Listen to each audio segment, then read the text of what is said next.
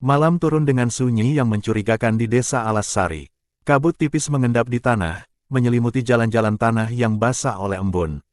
Di rumah-rumah, para orang tua duduk menggigil di beranda, mata mereka menatap ke arah timur, ke arah hutan yang mereka sebut dengan bisik takut, Alas Purwo. Di sana, kabarnya, hidup sesosok perempuan berkerudung merah yang tidak menua, tidak tidur, dan tidak berkedip. Namanya dibisikkan dengan ngeri, Nyi Gending Asmoro, makhluk cantik yang selalu muncul setiap malam Selasa Kliwon, dengan aroma melati yang menusuk hidung dan senyum yang bisa melumpuhkan iman. Telah 7 pemuda menghilang sejak purnama terakhir. Mereka semua tampan, kuat, dan masih suci.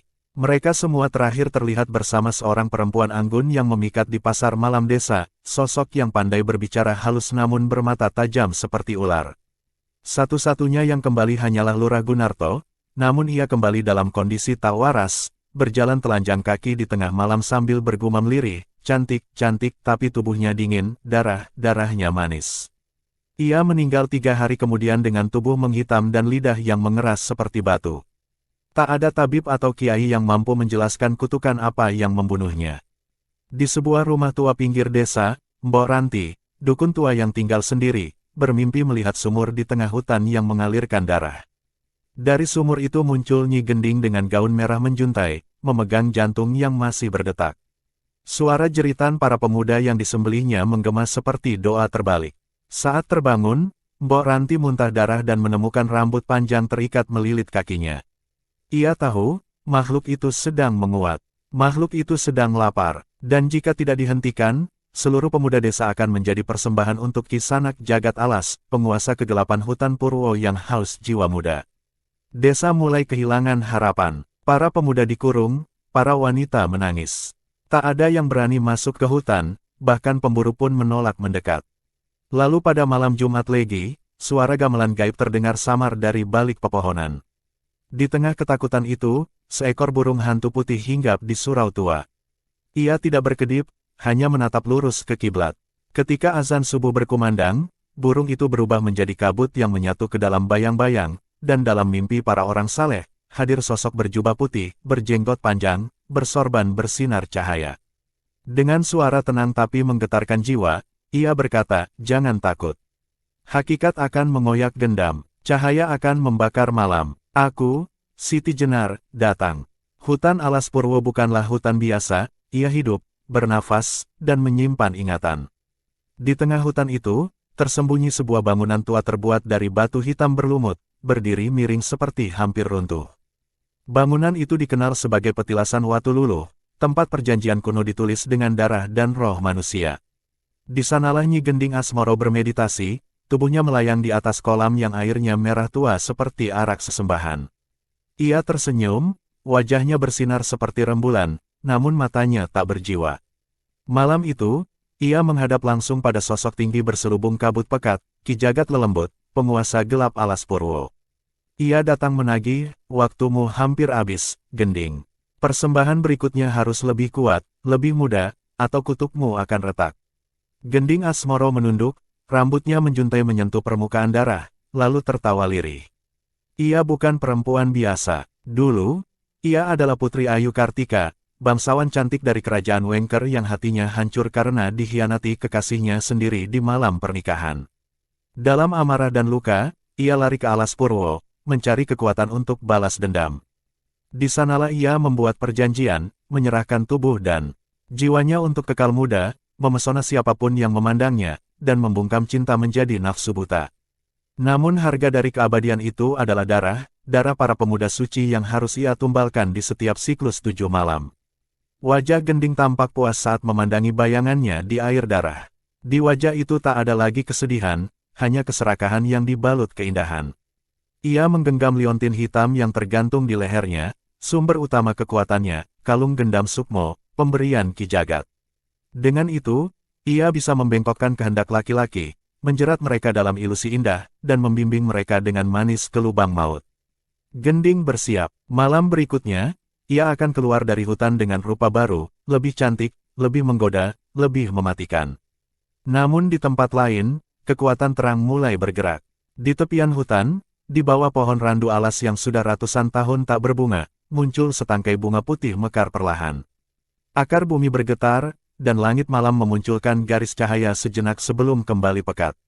Seekor kijang putih muncul dari kabut dan bersujud ke tanah, sementara di atas bukit kecil, sosok berjubah putih berdiri memandang hutan dengan mata teduh namun tajam. Tongkatnya menancap dalam ke tanah, seolah menyatu dengan nadi bumi. Syekh Siti Jenar telah tiba, dan angin mulai membawa wangi keabadian yang berbeda, bukan dari darah, tapi dari kebenaran. Malam ketiga setelah purnama darah menjadi malam yang tak bisa dilupakan oleh warga Alas Sari. Tanah di pekuburan tua mendadak retak-retak, dan dari sela-sela retakan itu menguar bau busuk seperti bangkai yang direndam air garam. Orang-orang mendengar suara-suara aneh dari dalam bumi, suara rintihan, jeritan, dan kadang tawa perempuan yang menggema seperti dari dasar sumur. Seorang penggali kubur bernama Pak Warto, yang nekat mendekati area retakan, ditemukan pagi harinya dengan tubuh kaku, mata melotot, dan mulut penuh tanah. Di tangannya tergenggam segenggam rambut panjang yang masih basah. Ketika ditarik oleh warga, rambut itu terus memanjang, hingga lebih dari 7 depa. Desa gempar, anak-anak menangis tanpa sebab, sapi dan kambing enggan mendekati sumur, dan setiap kali azan dikumandangkan, suara gamelan gaib menggema dari arah timur, mendesak-desak seolah menertawakan cahaya. Para tetua mulai membaca mantra selamat dan wirid pelindung, namun semua terasa sia-sia. Malam demi malam, suara itu semakin jelas, buka pintunya, izinkan darahnya mengalir, aku ingin wajahnya, aku ingin jiwanya. Suara itu tak lain suara Gending Asmoro, yang kini bisa merasuk ke tanah dan menyampaikan kehendaknya pada mimpi-mimpi manusia. Di balik segala keanehan itu, Syekh Siti Jenar diam di bawah pohon randu alas, tenggelam dalam zikir hakikat. Ia berbicara dengan bumi, dengan roh-roh korban yang terpenjara, dan dengan suara sunyi yang hanya bisa didengar oleh jiwa-jiwa yang jernih. Dari tanah, ia mendengar jeritan para pemuda yang dikorbankan, jiwa-jiwa suci yang masih terperangkap dalam cawan-cawan batu di petilasan Watululuh. Mereka belum tenang, karena kematian mereka bukan kematian biasa, tapi hasil dari kesepakatan kegelapan. Air mata menetes dari mata Siti Jenar, namun bukan karena takut, melainkan karena kasih. Pada malam ketujuh, angin bergolak dari arah hutan. Kilat menyambar langit meski tak ada hujan. Lantai tanah desa tiba-tiba bergemuruh, dan dari tengah-tengah alun-alun, muncul retakan berbentuk bunga kantil. Dari celahnya menyembur asap hitam pekat, membentuk bayangan perempuan berkerudung merah, tertawa sambil menyanyi lagu Jawa kuno. Aku datang untuk mempercantik kematianmu, siapa yang hendak jatuh cinta kali ini? Tapi sebelum bayangan itu menyebar, sebuah cahaya putih menyilaukan turun dari langit, menghantam tanah, dan menghempaskan kabut jahat. Dalam kilatan cahaya itu, berdirilah Syekh Siti Jenar, tenang, bersorban putih, dan suaranya menggema seperti gema alam, wahai jiwa yang sesat, belum waktumu menjemput malam. Aku datang bukan untuk mencintaimu, tapi untuk membebaskan mereka dari cintamu. Langit di atas desa Alas Sari memerah seperti bara, menandai pertarungan yang tak kasat mata tengah berlangsung. Sejak cahaya Syekh Siti Jenar menyapu bayangan gendam, energi gelap di sekitar desa mulai menggeliat resah. Para warga yang tadinya dikuasai ketakutan perlahan merasakan kelegaan yang belum mereka kenal selama berbulan-bulan. Namun, kedamaian itu rapuh. Pada malam harinya, langit pecah oleh petir yang menyambar tanpa suara. Di tengah padang alang-alang, muncul sosok perempuan berjubah merah darah, melayang setinggi tombak, dengan mata berkilat-kilat menantang cahaya. Dialah Nyi Gending Asmoro, datang dengan wujud aslinya, anggun, namun mengandung kengerian abadi. Syekh, kau ingin bermain dengan cinta dan kematian. Maka mari kita menari di atas batasnya. Teriak Gending, suaranya merasuk hingga ke tulang. Ia mengangkat tangannya, dan dari tanah bermunculan bayangan para pemuda yang telah ia tumbalkan, namun kini wujud mereka telah berubah. Mata mereka kosong, kulit pucat, dan tubuh mereka diikat oleh rantai gendam. Mereka menjadi prajurit sukma, boneka yang dikendalikan oleh kutukan. Dengan satu kibasan tangan, Gending mengirim mereka menyerbu ke arah surau tempat Siti Jenar berzikir, meneriakkan nama-nama korban yang telah lama terhapus dari ingatan manusia. Namun Syekh Siti Jenar tidak gentar. Ia berdiri di tengah serangan itu dengan tenang, mengangkat tongkatnya ke langit. Sebuah sinar putih menyelimuti tubuhnya, dan dari langit terdengar denting suara seruling yang hanya bisa didengar oleh jiwa-jiwa yang haus pembebasan. Suara itu menusuk ke dalam hati para prajurit sukma. Mata mereka berkaca-kaca, rantai yang mengikat mulai retak, dan satu persatu mereka berlutut di hadapan Siti Jenar, menangis dalam keheningan. Gending Asmoro memekik marah, tubuhnya bergetar hebat. Jangan dengarkan dia, aku yang membuat kalian abadi. Aku yang membuat kalian diinginkan. Tapi suara hatinya mulai goyah, karena cahaya yang terpancar dari Siti Jenar bukan kekuatan, melainkan kebenaran yang telah lama dikubur oleh dendam dan luka. Di tengah pertempuran gaib itu, langit menggelap, dan kabut tipis merayap dari seluruh penjuru, menandai bahwa Ki Jagat Lelembut, penguasa sejati alas Purwo, mulai turun tangan. Hutan menggeliat, akar-akar merambat keluar dari tanah, dan langit berubah menjadi pusaran hitam. Gending Asmoro menoleh ke arah kabut itu, matanya memerah. Ia tahu, jika ia gagal mempersembahkan jiwa baru, kekuatannya akan direnggut, dan wajah cantiknya akan terkelupas kembali menjadi wujud aslinya yang busuk dan hancur. Di hadapannya, Siti Jenar hanya berbisik lirih, namun suaranya menggema di seluruh semesta, kau haus cinta, tapi menanam kebencian. Kini saatnya cinta sejati membebaskan, bahkan dirimu. Gema dari bisikan Syekh Siti Jenar mengguncang dasar jiwa Nyi Gending Asmoro. Untuk pertama kalinya, suara yang ia dengar bukan perintah dari Ki Jagat Lelembut, melainkan suara kelembutan yang menelanjangi luka hatinya. Tubuh Gending mulai bergetar, dan dari balik pori-porinya keluar uap hitam yang menggeliat seperti ulat. Ia menjerit, mencoba menahan perubahan yang mulai terjadi pada wajahnya. Cermin kabut yang biasanya ia gunakan untuk merias diri kini memantulkan wajah yang tak ia kenali. Keriput, berlubang, dan penuh belatung. Tidak, aku cantik, aku abadi, aku, suaranya terputus oleh semburan darah hitam dari mulutnya sendiri.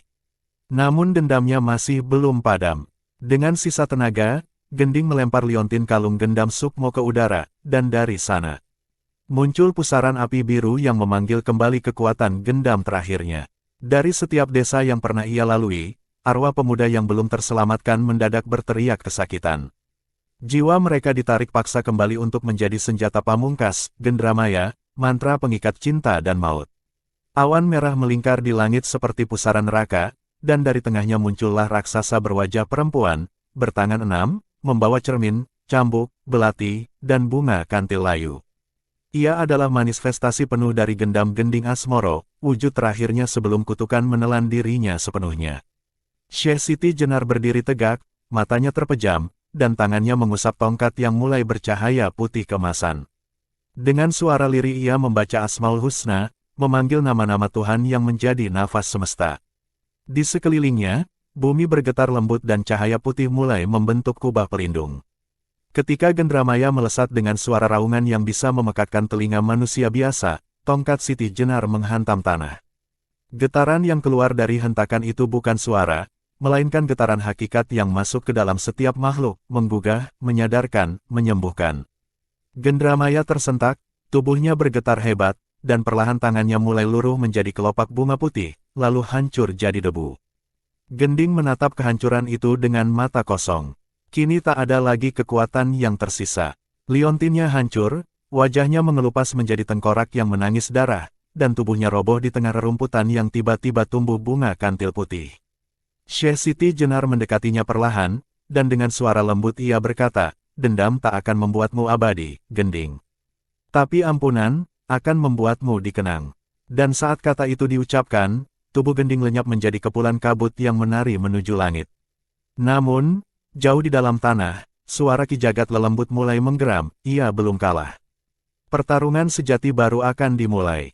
Setelah tubuh Nyi Gending Asmoro lenyap ke udara sebagai kabut penyesalan, langit tidak menjadi terang. Justru, mendadak langit tampak terbelah seperti belahan luka di dada bumi. Cahaya merah gelap membelah awan, membentuk pusaran yang turun perlahan ke tengah hutan alas Purwo. Tanah retak, dan suara gemeretak terdengar dari dasar bumi. Dari celah paling gelap dalam rimba purba itu, terangkatlah sebuah gerbang batu hitam raksasa bertuliskan aksara kuno yang berkilau darah. Itulah gerbang arwah, tempat di mana roh-roh terjebak antara kehidupan dan kematian, dan tempat Ki Jagat Lelembut, penguasa gaib alas Purwo, bersemayam dalam ribuan tahun kegelapan. Angin mendesir membawa bisikan-bisikan ribuan roh yang tersiksa. Setiap helaan angin seperti lolongan penderitaan yang tak pernah reda. Dari balik gerbang itu, muncullah sosok yang mustahil dilihat manusia biasa. Tingginya setinggi pohon beringin, berwajah 3, satu menangis, satu tertawa, dan satu menggigit bibir berdarah. Tubuhnya diselimuti jubah dari kulit manusia yang dijahit dengan benang emas. Matanya menyala biru kehijauan, memancarkan kekuatan dari dunia arwah. Dialah Ki Jagat Lelembut, raja dari semua makhluk halus yang pernah diberi persembahan darah oleh manusia-manusia tamak dan sesat. Dengan suara berat seperti bunyi batu jatuh ke dasar jurang, ia berkata, "Kau telah mengambil permaisuriku, kini kau harus menggantinya dengan jiwamu, Syekh." Syekh Siti Jenar menatap dengan tenang, namun hatinya bergemuruh oleh gelombang energi astral yang menghantam sekitarnya. Ia tahu, ini bukan hanya pertarungan batin atau adu kekuatan, ini adalah pertarungan antara dua alam. Syekh Jenar menancapkan tongkatnya ke tanah, dan seketika itu juga, tumbuhlah lingkaran cahaya yang meluas seperti matahari fajar di permukaan bumi. Cahaya itu tidak menyilaukan, tapi menenangkan. Ia mengangkat kedua tangannya, membaca ayat-ayat hakikat yang hanya dipahami oleh makhluk yang telah melepaskan diri dari dunia lahir. "Engkau ingin jiwaku, tapi apakah engkau pernah mengenal jiwa sejati?" ucapnya, dan suara itu membuat burung-burung mati mendadak bangkit kembali dan terbang ke langit. Ki Jagat Lelembut mengaum marah.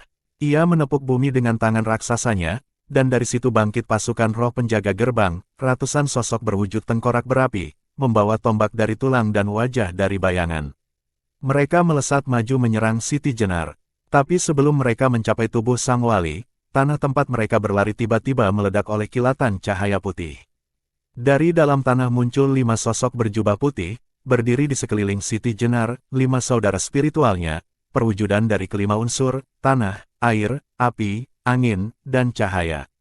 Mereka tidak berbicara, tapi mata mereka bersinar menyatu dengan sang wali. Pertempuran besar pun tak terhindarkan. Langit dan bumi berguncang. Gerbang arwah memuntahkan energi kegelapan, sementara bumi di sekitar Siti Jenar memancarkan cahaya suci yang membentuk pola mandala raksasa. Petir saling menghantam, bukan dari awan, tapi dari dua kekuatan hakikat yang bertabrakan. Inilah malam di mana batas antara dunia fana dan dunia gaib kabur. Inilah malam ketika arwah-arwah menonton dengan gemetar, dan makhluk halus pun bersembunyi di balik bayangan. Di tengah semuanya, Syekh Siti Jenar berkata pelan, namun suara itu terdengar hingga ke langit ketujuh, kebenaran tidak dilahirkan dari ketakutan, tapi dari cinta yang tak takut musnah. Pertempuran besar antara terang dan gelap mengguncang dimensi. 5 saudara spiritual Syekh Siti Jenar, berdiri membentuk segel alam, memutar aliran energi dari kelima unsur suci. Ki Jagat Lelembut memekik, suaranya merobek langit dan menggetarkan inti bumi. Ia menciptakan pusaran kegelapan dari ujung jarinya, mengubah arwah penasaran menjadi anak panah beracun yang melesat seperti hujan neraka. Namun setiap panah yang mendekat, ditangkis oleh kelima sosok cahaya dengan gerakan serupa tarian langit. Gerbang arwah semakin terbuka lebar, dan waktu mulai retak, hari dan malam tak lagi teratur. Dunia sedang menyaksikan pertarungan dua kutub takdir. Di tengah pusaran energi itu, Syekh Siti Jenar mengangkat tongkatnya tinggi-tinggi. Dari mulutnya keluar mantra kuno yang tidak berasal dari bumi, melainkan dari langit keempat, tempat di mana rahasia hakikat disimpan dalam bentuk nyanyian roh. Nur Kadimun, Sirul Kolbi, Asrorun fi Asror, langit tiba-tiba membelah, dan cahaya biru kehijauan seperti aurora turun perlahan-lahan. Bukan sekadar cahaya, melainkan huruf-huruf cahaya yang membentuk kalimat Tuhan dalam bahasa hakikat. Setiap huruf melayang mengelilingi tubuh Siti Jenar dan para saudaranya, menjadi perisai yang tak bisa ditembus oleh makhluk manapun kecuali yang telah melewati fana. Ki Jagat Lelembut meraung marah, wujudnya mulai goyah. Tangan-tangannya melebur menjadi asap hitam, dan wajah-wajahnya pecah satu persatu. Ia memanggil bantuan terakhirnya, seekor naga gaib berwarna darah, bertanduk emas, dan bersisik dari arwah bayi yang dibunuh oleh ibunya sendiri. Naga itu melingkar di angkasa, matanya seperti dua bara api dendam. Ia menerjang ke arah Siti Jenar dengan mulut terbuka, hendak menelan sang wali dan menghancurkan semua cahaya. Tapi tepat saat itu, dari dada Siti Jenar muncul cahaya ruhani berbentuk bunga Padma berwarna emas, memancarkan getaran cinta yang tidak bisa disentuh kebencian. Naga itu berhenti, matanya membesar. Dari dalam dirinya, teriakan ribuan roh bayi meledak, menangis dalam satu suara kesedihan. Syekh Siti Jenar menatapnya dengan belas kasih dan mengangkat tangan, "Wahai jiwa-jiwa yang tersesat, kembalilah kepada Dia yang menciptakan kalian, bukan kepada dendam yang merantai kalian." Bunga Padma di dadanya mekar, dan naga gaib itu perlahan pecah menjadi ribuan kelopak bunga putih yang melayang ke langit, menghilang dalam damai. Ki Jagat Lelembut menjerit kesakitan. Tanah di sekelilingnya mulai meleleh, dan gerbang arwah pun mengeluarkan cahaya merah yang menandakan kehancuran balik kepada penguasanya. Namun sebelum gerbang benar-benar tertutup, Ki Jagat Lelembut mengerahkan kekuatan terakhirnya, mantra pemisah jiwa, ajian terlarang yang dapat mengusir ruh dari raga tanpa membunuh. Ia hendak merobek ruh Siti Jenar dari tubuhnya, menyiksanya di dunia antara. Tapi Siti Jenar telah bersiap. Dengan satu langkah, ia melayang ke udara dan menyatu dengan kelima saudara cahayanya.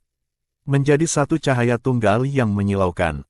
Saat cahaya itu meledak di angkasa, semua makhluk melihat wajah-wajah dari masa lalu, para wali, para nabi, dan para pencari kebenaran. Dan dalam ledakan itu, suara lembut menggema, kebenaran tidak bisa diusir, karena ia bukan milik raga, melainkan nyawa semesta. Ledakan cahaya suci dari penyatuan Syekh Siti Jenar dan kelima saudaranya mengguncang tiga alam sekaligus. Gerbang arwah retak seperti kaca dihantam petir, lalu runtuh menjadi serpihan merah yang larut ke dalam tanah. Ki Jagat Lelembut melolong terakhir kalinya, lalu tubuh raksasanya mencair menjadi kabut hitam yang lenyap di sedot pusaran bawah tanah.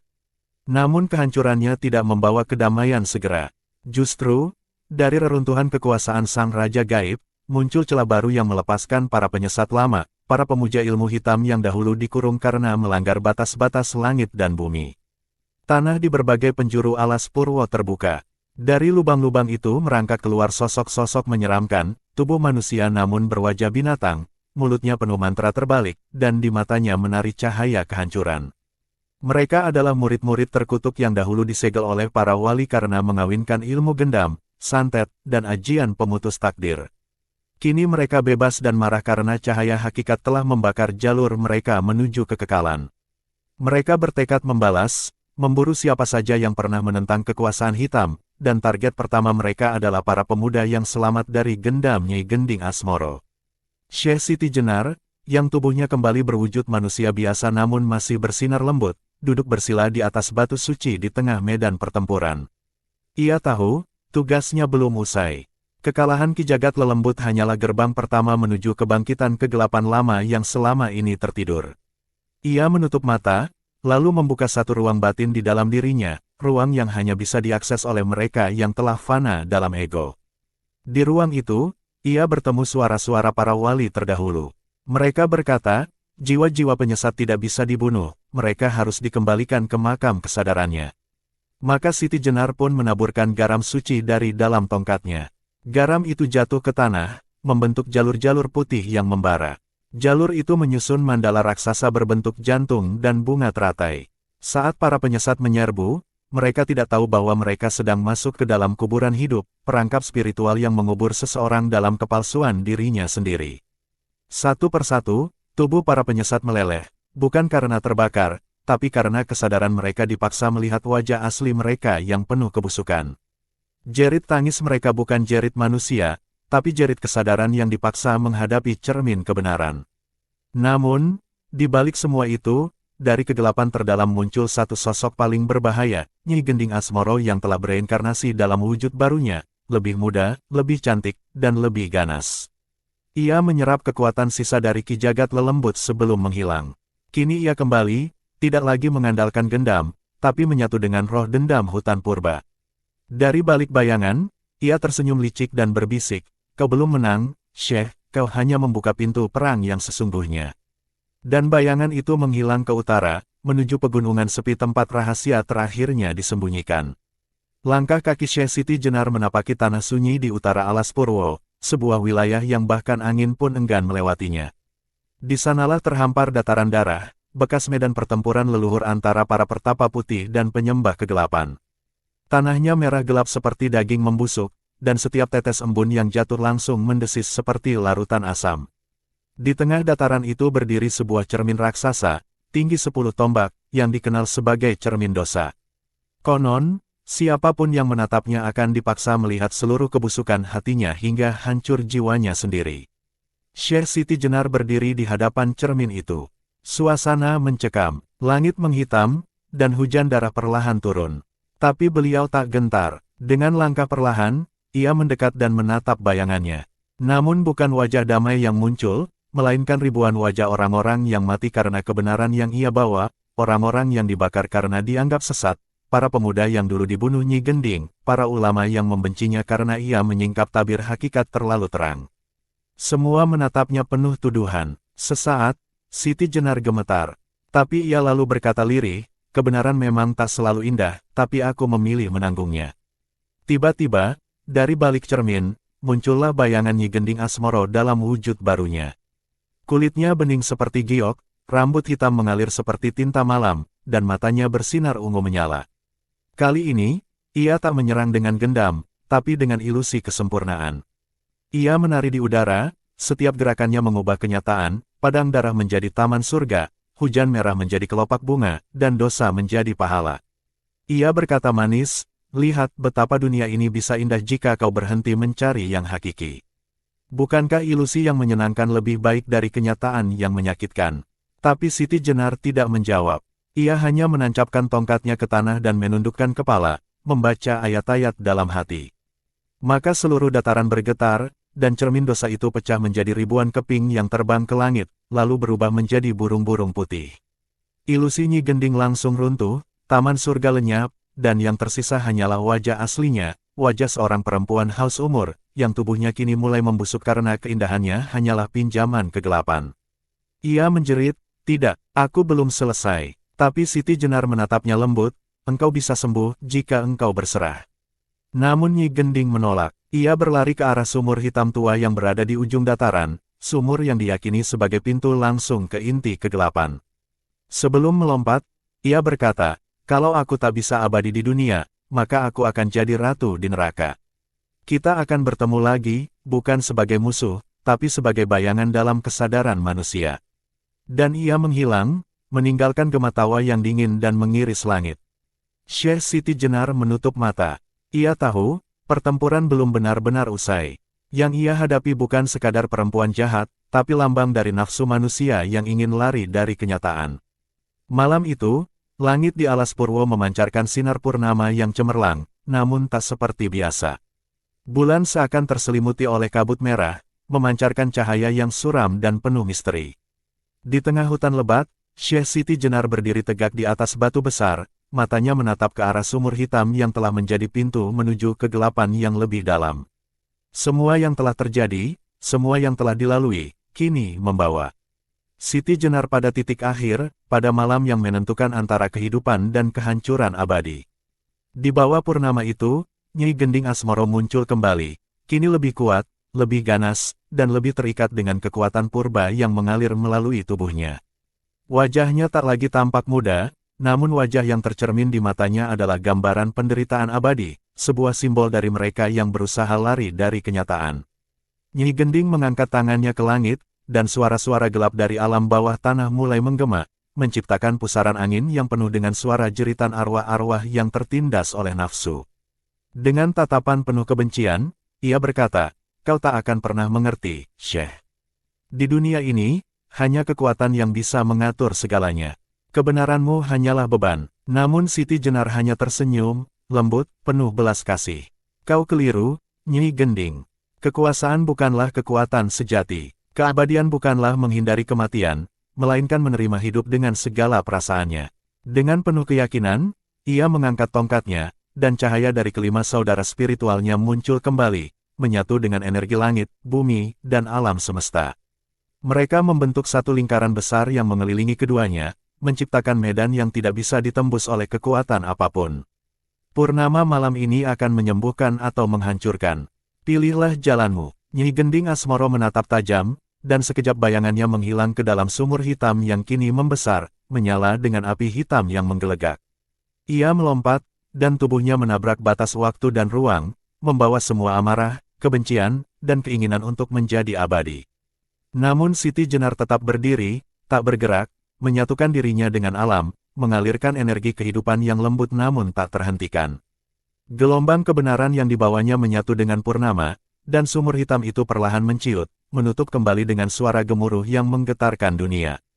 Dan ketika sumur itu tertutup rapat, kegelapan yang menguasai alas Purwo akhirnya hilang. Purnama kembali bersinar terang, dan hutan yang penuh misteri itu mulai kembali damai. Namun, jauh di dalam, Syekh Siti Jenar tahu bahwa perjuangannya tidak akan pernah benar-benar berakhir. Setiap jiwa yang tersesat dan setiap kegelapan yang menyelubungi hati manusia akan selalu ada, dan tugasnya adalah untuk terus menjaga cahaya itu, agar tidak ada lagi yang terperangkap dalam gendam sukmo yang menghancurkan. Dengan ini, kisah Syekh Siti Jenar dan Nyi Gending Asmoro berakhir, namun tetap meninggalkan jejak mendalam tentang pertempuran antara kebenaran dan kegelapan, serta pencarian hakikat sejati. Terima kasih.